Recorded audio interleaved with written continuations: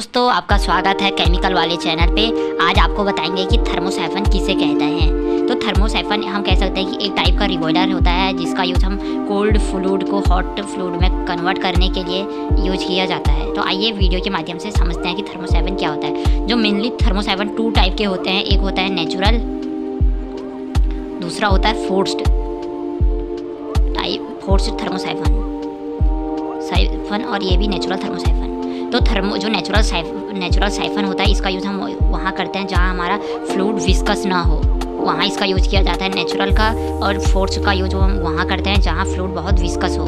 तो इसीलिए फोर्स के वहाँ जहाँ फ्लूइड हमारा बहुत विस्कस होता है, वहाँ पे हम किसी एक्सटर्नल सोर्स का यूज़ करते हैं, जैसे पंप या एजिटेटर आदि का यूज़ करते हैं। तो आइए आपको मैं वीडियो के माध्यम से समझाता हूँ। तो सबसे पहले हम डायग्राम बना लेते हैं।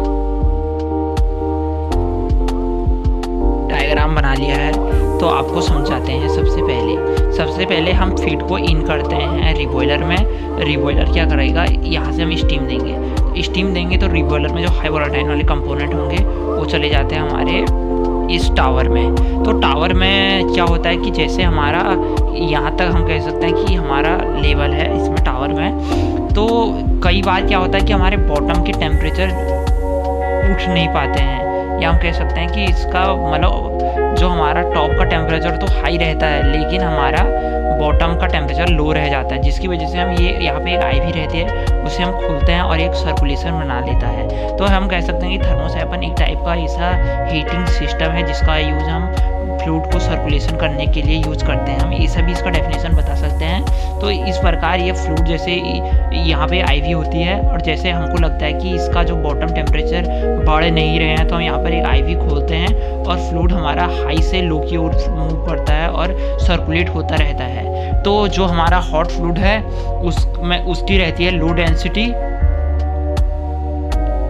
एंड जो यहाँ पे हमारा बॉटम फ्लूइड होता है उसकी हाई डेंसिटी रहती है, जिसकी वजह से यह जो हमारा थर्मोसाइफन होता है नेचुरल वाला, ये डेंसिटी डिफरेंस के प्रिंसिपल पर वर्क करता है। और आइए आप जानते हैं दूसरे number forced draft cooling tower के बारे में। कूलिंग टावर कह रहा हूँ, थर्मोसाइफन के बारे में। तो फोर्स वाले में क्या होता है कि जैसे मैंने आपको वीडियो में बताया था कि विस्कस, इसका यूज़ हम फोर्स्ड वाले का यूज़ हम वहाँ करेंगे जहाँ फ्लूइड बहुत ज़्यादा विस्कस हो, तो वहाँ इसका यूज़ करेंगे। अब नेचुरल लगाएंगे तो ये फ्लूइड क्या होगा, सर्कुलेट ही नहीं हो पाएगा। इसी वजह से हम यहाँ पर क्या करेंगे, एक इसकी जगह पे एक पंप लगा लेंगे।